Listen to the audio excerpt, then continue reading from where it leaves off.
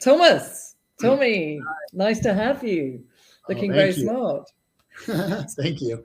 I showered for this, which is not normal for me. So, first Well, off, Tommy, go on. yeah, do you want to? I was going to introduce you. You're the founder of Ops Analytica and previously in the restaurant business for nearly your entire adult life.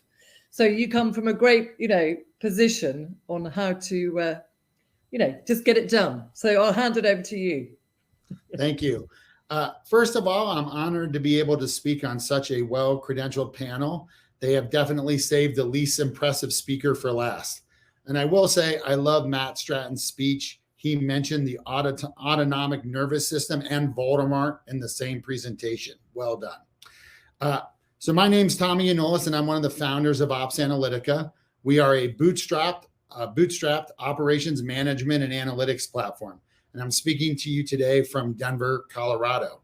I'm not going to be talking about my company a ton today, which is probably a huge mistake because one of you could acquire me and I could retire in Bermuda.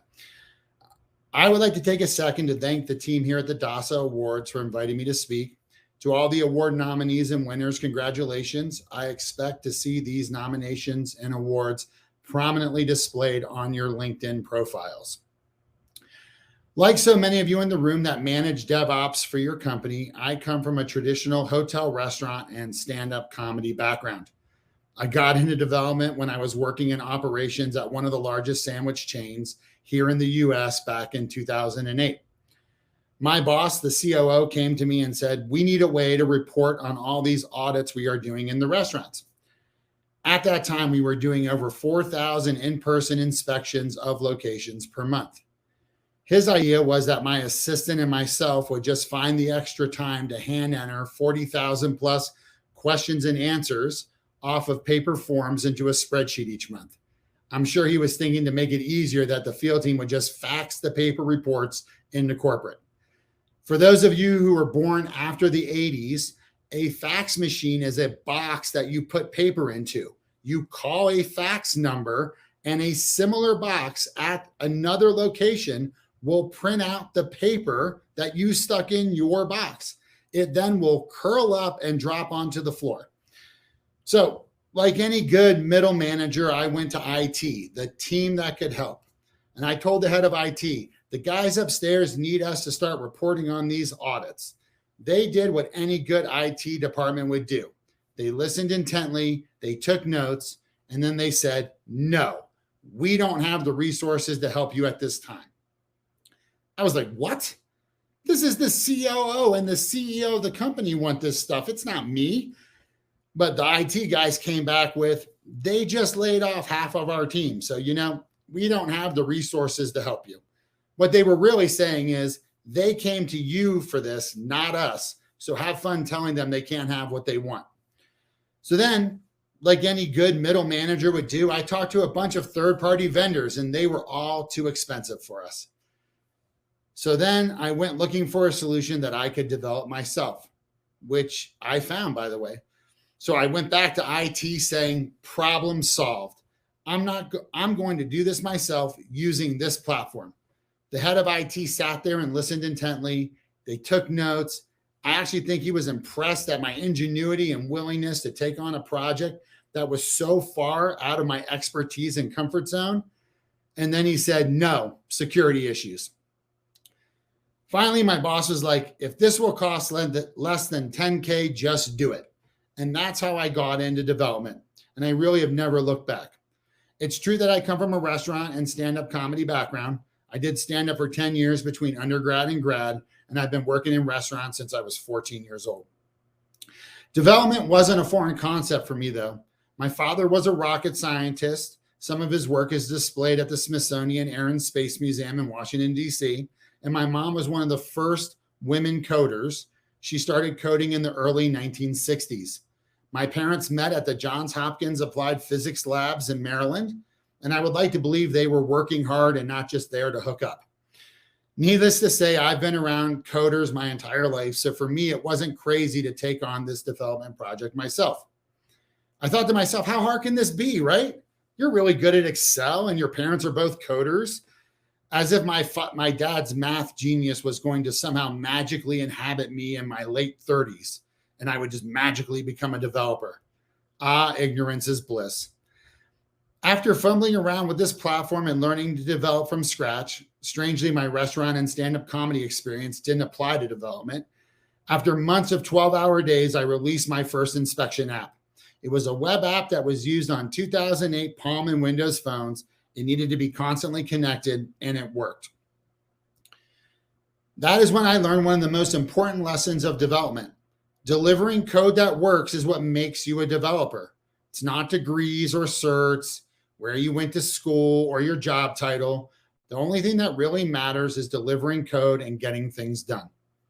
Being a real developer, whether you're an individual building a solution or you're the VP of product managing a large multinational team of developers, it all results in the same outcome. You either get it done or you don't. When I left the sandwich chain in 2009, I co-founded a small custom development shop in the Semantic, which is now Broadcom, partner channel. We mainly built workflow processes to make security and IT management platforms integrate and to extend their capabilities. I would love to tell you that when we were custom developers, that we were always exceeding expectations and creating great software solutions. In reality, I think we only did that about 20% of the time. So many of our projects just ended, not with a round of applause, but more of a, I guess we're all done here, thanks type of solution. There were tons of reasons why these projects were just blah. I can tell you the two main ones. Our consultants struggled to say no, or better yet, not right now.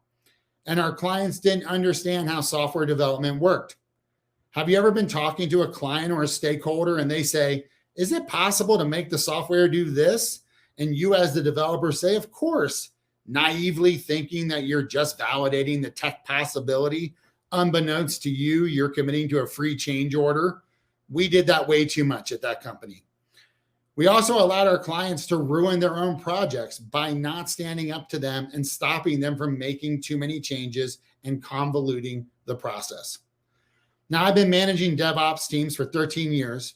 And as I look back at this experience, born in the trenches of having to deliver products to paying customers, I started thinking about DevOps and how much easier it was for my parents to write code back in the day than it is for us today. Sure, the technology was slower and more clumsy. My dad would tell me how those giant tape drive computers that you always see in the movies from like the 1960s would literally walk around the room when he was running some of his bigger programs because of all the starting and stopping and spooling. They would just vibrate themselves around the room. It was easier back then because no one really believed that that box plugged into the wall over there could do anything. It was all science fiction back then. My dad worked on a team that built the predecessor to GPS, which was called NavSat. Do you think that the US Navy sent an admiral over to brainstorm ideas with him? Or do you think that admiral was looking over his shoulder telling him that the NavSat had to be in Helvetica 12 to match the branding fonts and that the background should be puce? No, he didn't have to manage cross-functional outsourced teams from around the world that speak different native languages and different time zones with different cultures and education levels. They didn't have teams in Estonia, India, and Vietnam all working together to write code. My dad had to contend with his office mate, Bruce. That was the team. Today is so different because technology is not this black box. It's everywhere, from your phone to the toilets in the Tokyo airport. Technology and development is ubiquitous. It touches every part of our lives and most of our days. Because it's so readily available, the complexity of developing great software has been lost to our end users. They expect so much more. And as I said earlier, it is so much harder today. That is where DASA and the DevOps principles come into play. They are here to guide us to provide a framework for great development, from starting with end users' needs, working backwards from the deliverable to ensure we don't miss anything, end-to-end responsibility, which ensures that the software works at delivery and it works 2 years later. Vertically integrated cross-functional teams that own their code and their responsibilities. Always looking for ways to make things better. And my personal favorite, automate everything. For those of you who have been nominated for these awards today, and for those of you who are lucky enough to win, congrats. Because what you've done is truly hard to do really well. We all interact with software and solutions that are hard-coded garbage. It's very easy to make hard-coded garbage. I mean, that was my first solution. To truly rise above that standard and to do it right is hard. It is time-consuming and it is stressful. When you take on those challenges and you push yourself and your teams to be great, to develop a solution that really works and exceeds your end users' expectations, then you have truly become a developer and you have gotten it done. Thank you so much for having me, and congratulations to the nominees and the winners. I wish us all a happy, safe, and productive 2022. Also, I'm hiring developers, so feel free to reach out to me on LinkedIn. I'm not kidding, but I am kidding too. Thank you so much and take care.